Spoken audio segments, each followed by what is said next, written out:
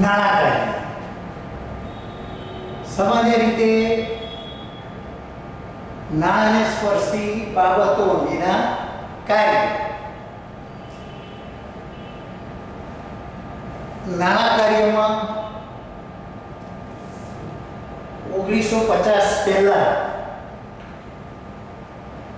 અથવા તો પ્રાચીન સમયમાં નાણાં કાર્ય એટલે ફક્ત ધંધા માટે જરૂરી નાણાં મેળવવા અથવા તો નાણાં પ્રાપ્ત કરવા એવો અભિગમ ધરાવવામાં આવતો. પરંતુ ઔદ્યોગિક ક્રાંતિ પછી વેપાર ધંધા વાણિજ્યનો વિકાસ થયો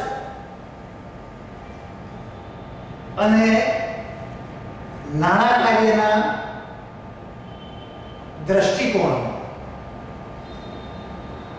આમૂલ પરિવર્તન અને એમાં નાણાં મેળવવા અને નાણાંનો ઉપયોગ એમ ગણવામાં અને આજે નાણાં કાર્ય એટલે નાણાં મેળવવા, નાણાંનો ઉપયોગ કરવું, નાણાં આયોજન કરવું, નાણાકીય નિર્ણયો લેવા, નાણાકીય નીતિઓ ઘડવી, નફાની વહેંચણી કરવી અથવા તો આવકની વહેંચણી કરવી, ડિવિડન્ડ અંગેની નીતિ નક્કી કરવી, કરવેરા અંગેની નીતિ નક્કી કરવી વગેરે કાર્યો નાણાં કાર્યમાં ગણી લેવામાં આવે છે. નાણાં કાર્યના બે અભિગમ આપણે સમજીએ. એક તો રૂઢિગત અથવા તો પ્રણાલીગત અને બીજો છે આધુનિક અભિગમ. તો બંનેની આપણે તફાવત અથવા તો તુલનાત્મક સરખામણી કરીએ.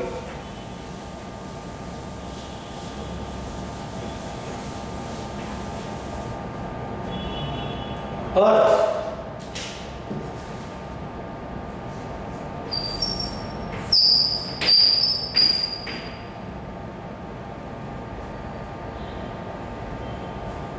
રૂઢિગત અભિગમ અનુસાર નાણાં કાર્ય એટલે ઉદ્યોગ ધંધા માટે જરૂરી નાણાં મેળવવા અથવા તો જરૂરી નાણાં એકત્રિત કરવા. હવે આધુનિક અભિગમ અનુસાર નાણાં કાર્ય એટલે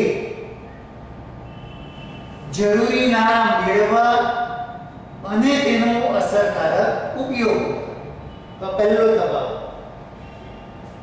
બીજું છે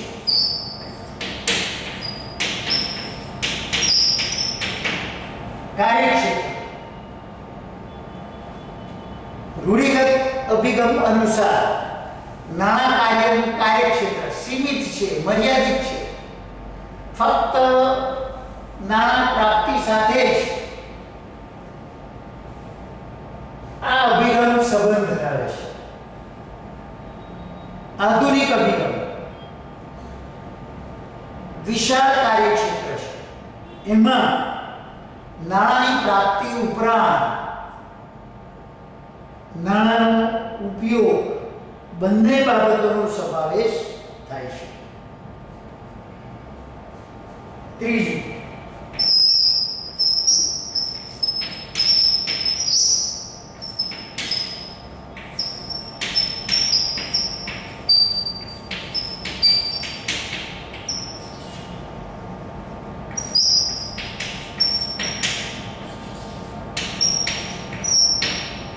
બહારની કે અંદરની વ્યક્તિના દ્રષ્ટિબિંદુથી.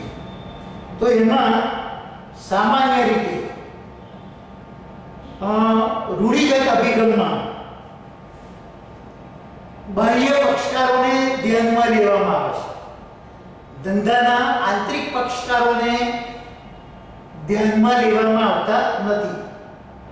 જ્યારે આધુનિક અભિગમમાં બંને પક્ષકારો મીન્સ કે આંતરિક પક્ષકારો અને બાહ્ય પક્ષકારો કે જે ધંધા સાથે સંબંધ ધરાવે છે એ બંને પ્રકારના પક્ષકારો સાથે સંબંધ રાખીને નાણાકીય બાબતો વિચારવામાં આવે છે.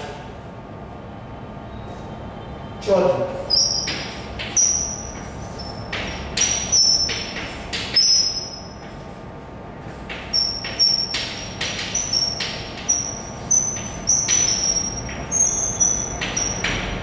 ધંધાકીય વ્યવસ્થાનું સ્વરૂપ.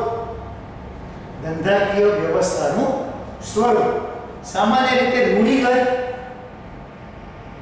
કે પ્રાચીન અભિગમમાં નાણાં કાર્ય કંપની સ્વરૂપના ધંધાકીય વ્યવસ્થાના સ્વરૂપ ઉપર વિચાર કરે છે.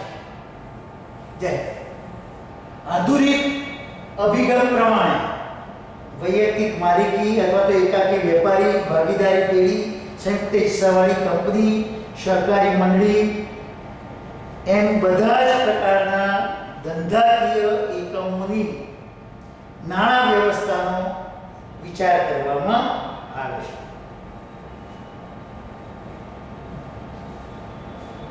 પાંચમું, પ્રાપ્તિ સ્થાન.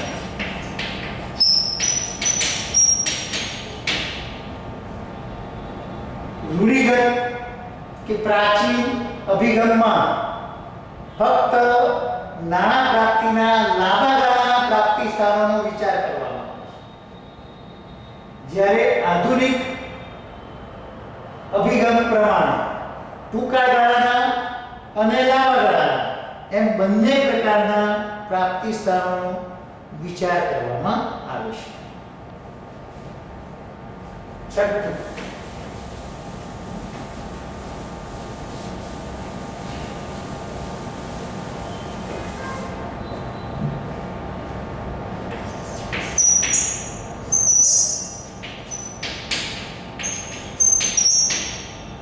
ઘટનાલક્ષી અથવા તો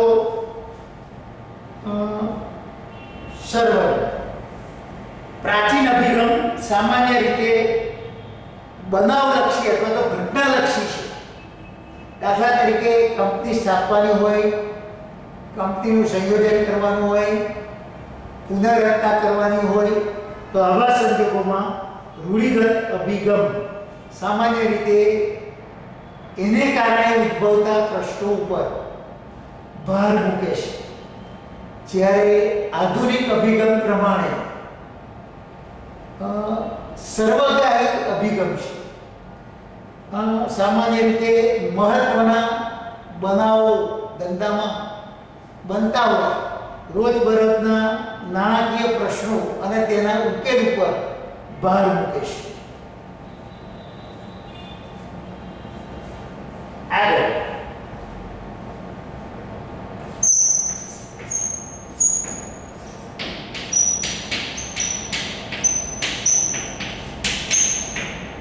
કયા પાસા ઉપર ભાર મૂકે છે? સામાન્ય રીતે રૂઢિગત અભિગમમાં કાયદાકીય પાસા ઉપર ભાર મૂકવામાં આવે છે અને આધુનિક અભિગમમાં સામાન્ય રીતે નાણાંની પ્રાપ્તિ અને તેનો ઉપયોગ એનું અર્થઘટન અને વિશ્લેષણ ઉપર વિશેષ ભાર મૂકવામાં આવે છે. નિષ્ણાત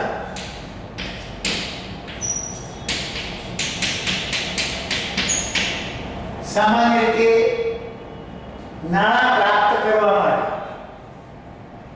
રૂઢિગત અભિગમમાં કોઈ નિષ્ણાતોની સલાહ સૂચન કે માર્ગદર્શનની જરૂરિયાત રહેતી નથી અને આધુનિક અભિગમ પ્રમાણે નાણાકીય નિર્ણયો લેવા, નાણાકીય નીતિઓ ઘડવા ઉપરાંત નાણાકીય અંકુશ માટે વિશાળ નિષ્ણાતોની જરૂરિયાત ઊભી થાય છે. આગળ વિભાગ. સામાન્ય રીતે નાણાકીય વ્યવહારો માટે રૂઢિગત અભિગમ પ્રમાણે અલાયદો નાણાં વિભાગ રાખવામાં આવતો નથી. આધુનિક અભિગમ પ્રમાણે નાણાકીય નીતિઓ ઘડવા, નિર્ણયો લેવા, ધંધામાં એક અલાયદી વ્યવસ્થા નાણાં વિભાગ તરીકે ઊભી કરવામાં આવે છે. અને સ્વીકાર્યા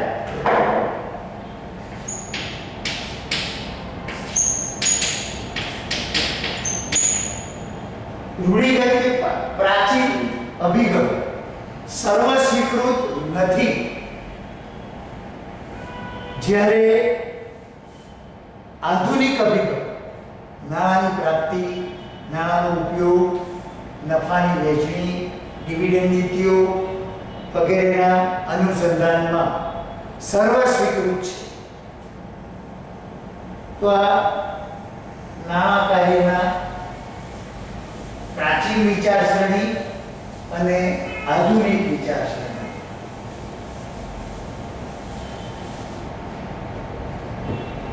આગળ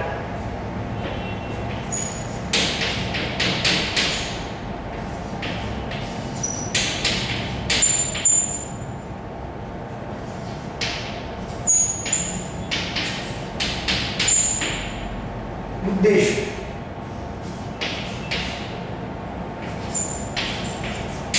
નફાનું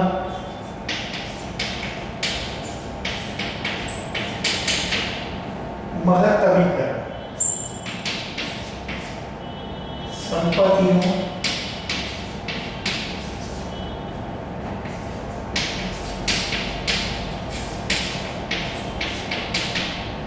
મહત્તમીકરણ,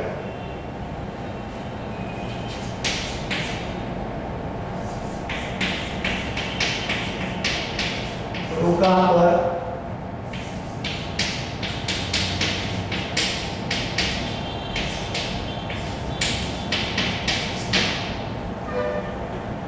સંતોષકારક વળતર.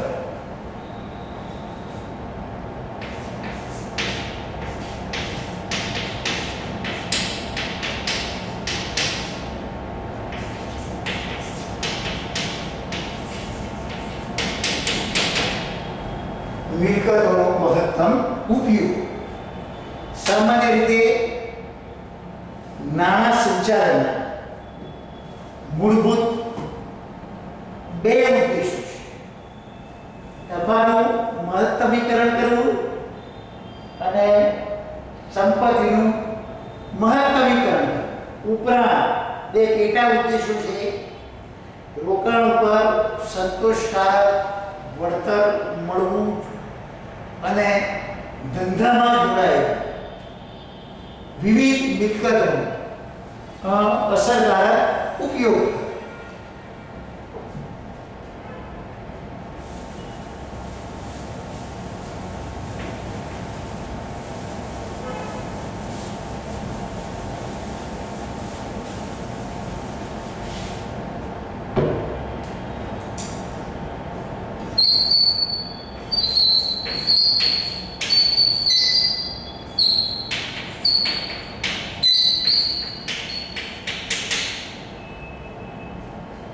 નફાનું મહત્તમીકરણ. સામાન્ય રીતે નાણાં સંચાલને મુખ્યત્વે ત્રણ પ્રકારના નિર્ણયો લેવાના હોય છે. એક નાણાં પ્રાપ્ત કરવા, બીજું ડિવિડન્ડ વહેંચણી કરવી, ડિવિડન્ડની નીતિ નક્કી કરવી અને રોકાણ અંગેની નિર્ણયો લેવા.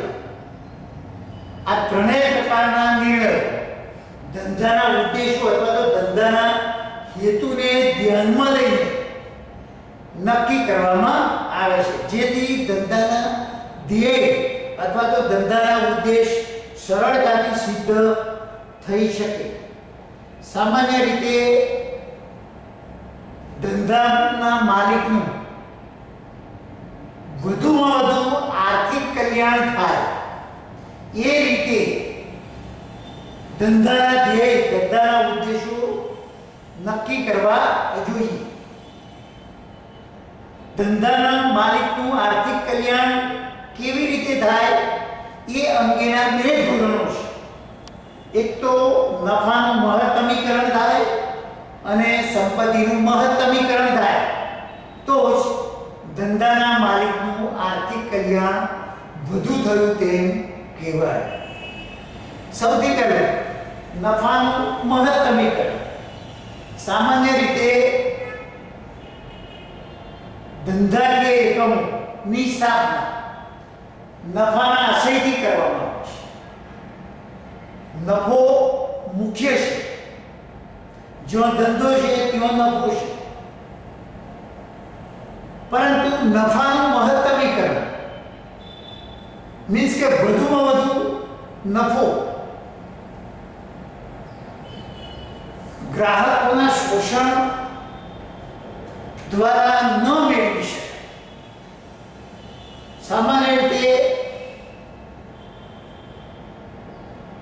નફાનું મહત્તમીકરણ નાણાં સંચાલને નિર્ણયો એવી રીતે જ લેવા જોઈએ, નીતિઓ એવી રીતે ઘડવી જોઈએ કે ધંધો પૂરતી કાર્યક્ષમતાથી ચાલે અને પેઢીનો નફો ઘટે એવા કાર્યો કે પ્રવૃત્તિઓથી નાણાં સંચાલન દૂર રહે. સામાન્ય રીતે નફો મહત્તમ થાય આ માટે ધંધામાં મોટા પાયા પર ઉત્પાદન કરવું જોઈએ. ઉત્પાદનના સાધનોનો મહત્તમ ઉપયોગ કરવો જોઈએ. ઉત્પાદન શક્તિ પૂરેપૂરી ક્ષમતાથી ઉપયોગમાં લેવી જોઈએ અને ખર્ચમાં કરકસરતા લાવવી જોઈએ.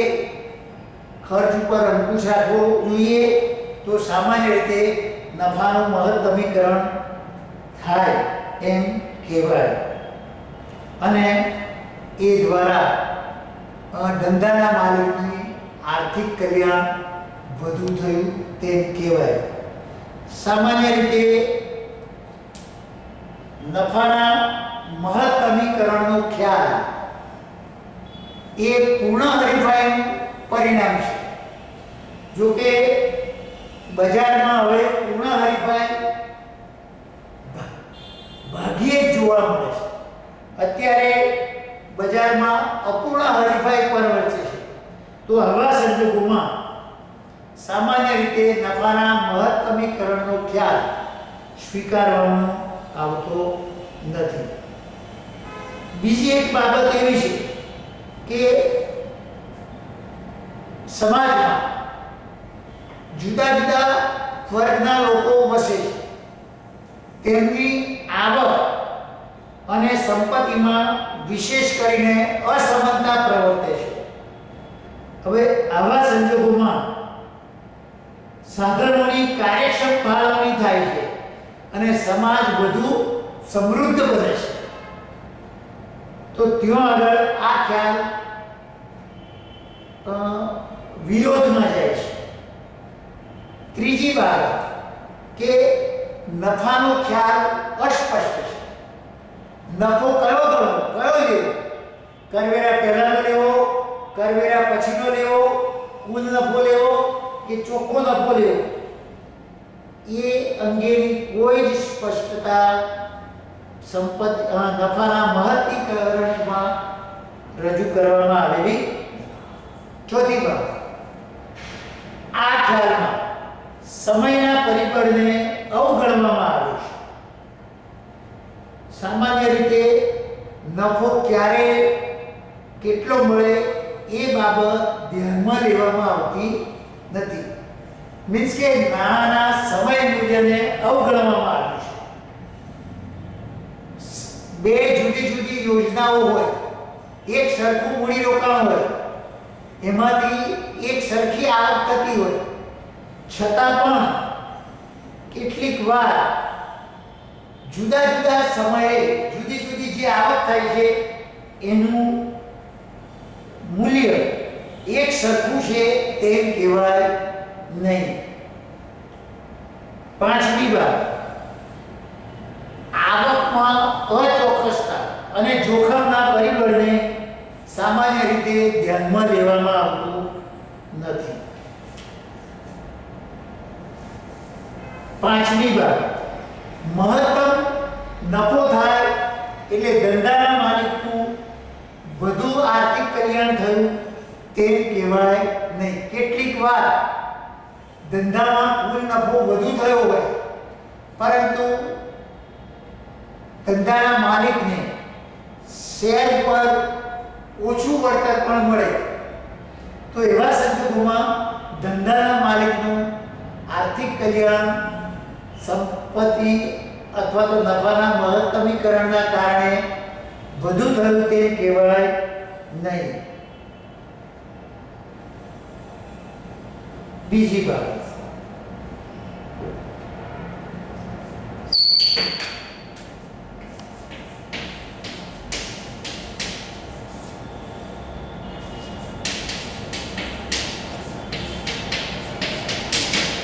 સંપત્તિનું મહત્તીકરણ.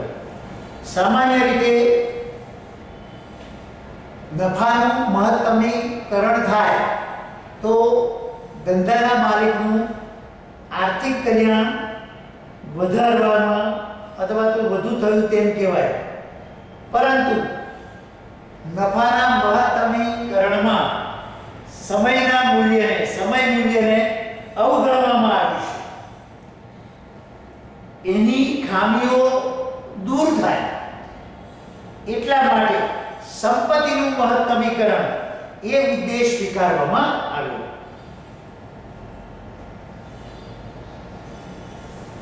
સામાન્ય રીતે કોઈ યોજનામાંથી વધુ નફો મળે પરંતુ તે જુદે સમયે મળે તો તેનું સમમૂલ્ય જુદું હોય છે. એ બાબત નફાના મહત્તમીકરણના ખ્યાલમાં લેવામાં આવતી નથી. એ સંપત્તિના મહત્તમીકરણમાં ધ્યાનમાં લેવામાં આવે છે. ઉપરાંત જુદી યોજનાઓમાં રહેલું અનિશ્ચિતતા કે જોખમો ને આ ઉદ્દેશમાં ધ્યાનમાં લેવામાં આવે છે. સામાન્ય રીતે સંપત્તિના મહત્તમીકરણમાં રોકાણના વર્તમાન મૂલ્ય કરતાં આવકનું વર્તમાન મૂલ્ય વધુ હોય તો એવી વૈકલ્પિક યોજનાઓ નાણાં સંચાલન દ્વારા સ્વીકારવામાં આવે છે, જેના સીધું પરિણામ ધંધાકીય એકમની સંપત્તિમાં મૂલ્યમાં વધારો થાય છે અને પરિણામે આવી કંપનીઓના શેરનું બજાર મૂલ્ય ઉત્તરોત્તર વધે છે. શેરની કિંમતમાં વધારો થાય છે, શેરની કિંમત સ્થિર રહે છે. સંપત્તિના મહત્તમીકરણના કારણે સામાન્ય રીતે શેરની કિંમત સ્થિર રહેશે.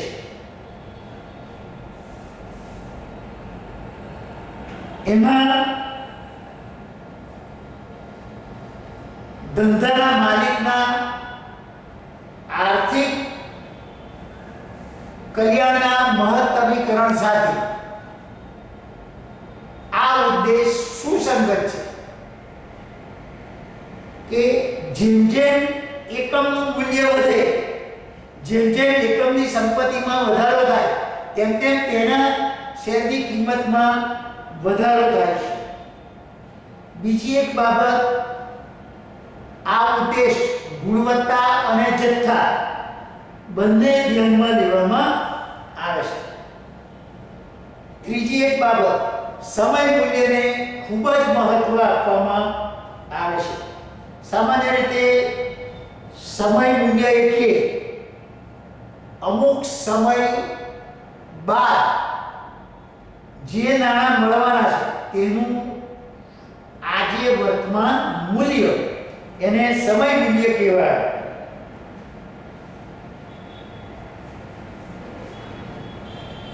આ ઉદ્દેશ ધંધાના માલિકનું જ આર્થિક કલ્યાણ વધારે છે એટલું જ નહીં, પરંતુ ધંધા સાથે સંકળાયેલા બીજા પક્ષકારો લેણદારો, રોકાણકારો, કર્મચારીઓ, કામદારો, સરકાર, સમાજ વગેરેનું પણ હિત જળવાય છે.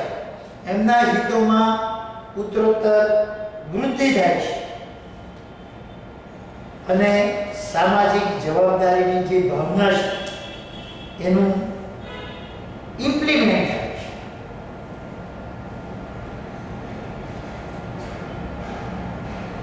ત્રીજું,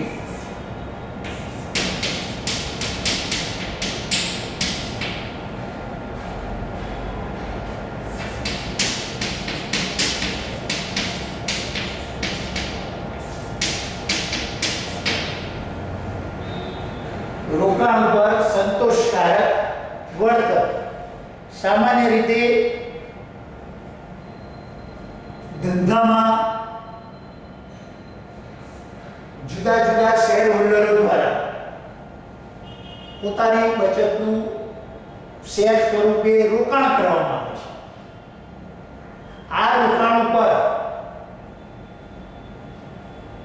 નિશ્ચિત વળતર મળે, સંતોષકારક અથવા તો વ્યાજબી વળતર મળે એવી શેર હોલ્ડરોની અપેક્ષા હોય છે. તો નાણાં સંચાલને એવી રીતે સંચાલન કરવું જોઈએ, એવી રીતે નિર્ણયો કે એવી રીતે નીતિઓ ઘડવી જોઈએ જેથી રોકાણકારને સંતોષકારક વળતર મળી રહે. સામાન્ય રીતે રોકાણ પર સંતોષકારક વળતરના દરની ગણતરી નીચેના સૂત્રની મદદથી કરી શકાય.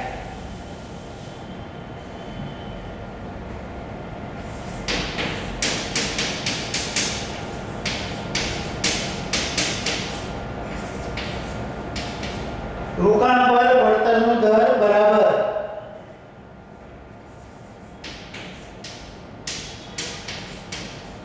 ચોખ્ખો નફો છેદમાં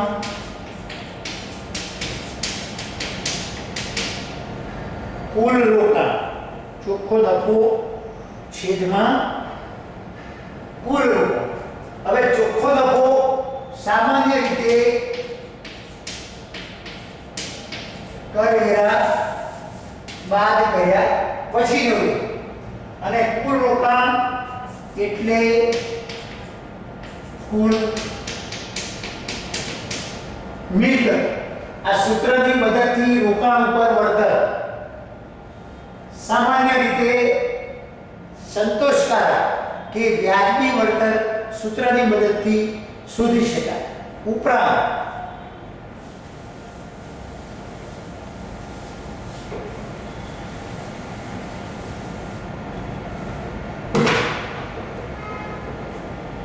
બીજું એક સૂત્ર છે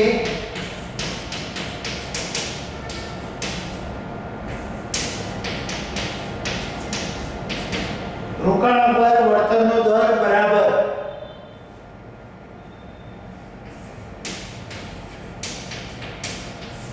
વેચાણ છેદમાં કુલ મિલકત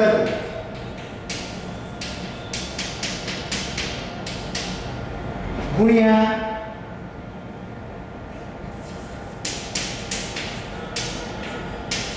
ચોખ્ખો નફો છેદમાં વેચાણ. આની મદદથી પણ સામાન્ય રીતે રોકાણ પર વળતરનો દર શોધી શકાય છે.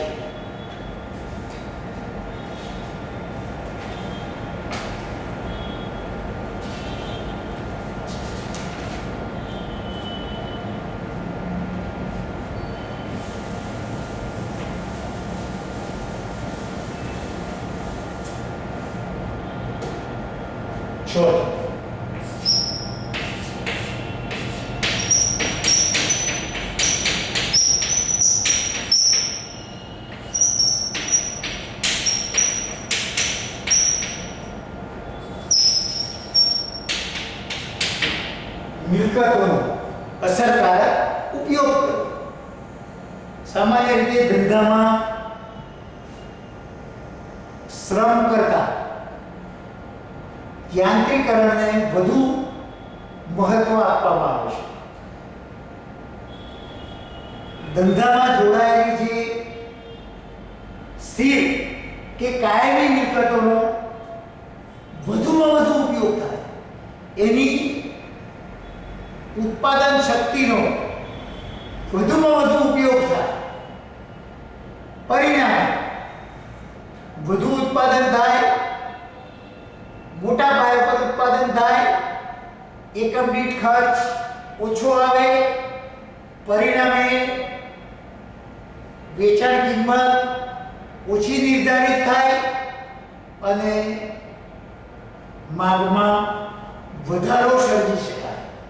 માંગ વધે, પરિણામે વેચાણ વધે અને પરિણામે નફો વધે અને મૂડી સર્જનનું જે સાયકલ છે એ અવિરતપણે વધે.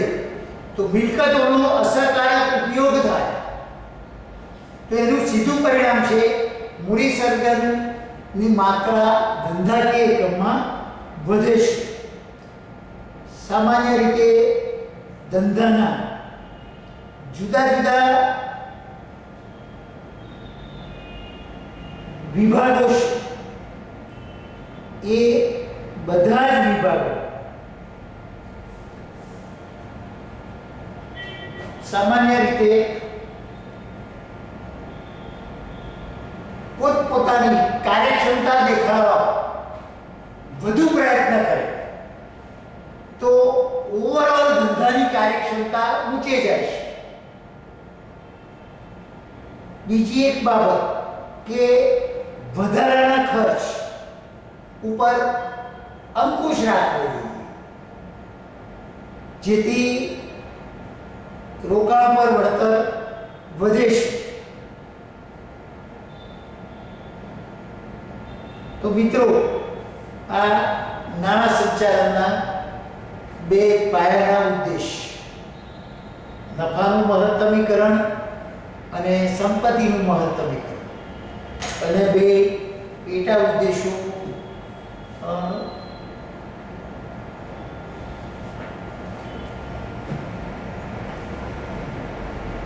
રોકાણ પર વ્યાજબી વળતર અને મિલકતોનો મહત્તમ ઉપયોગ.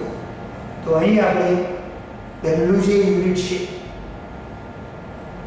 નાણાં સંચાલન, એમાં નાણાંનું મહત્વ, નાણાં સંચાલનનો અર્થ, વ્યાખ્યાઓ, નાણાં સંચાલનના લક્ષણો, નાણાં સંચાલનનું કાર્યક્ષેત્ર, નાણાં કાર્યો, નાણાં કાર્યના રૂઢિગત અને આધુનિક અભિગમો, નાણાં સંચાલનના ઉદ્દેશો,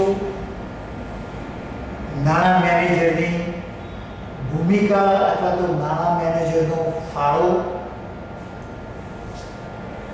અને નાણાં કાર્યનું વર્ગીકરણ. એમાં વહીવટી અથવા તો સંચાલકીય નાણાં કાર્યો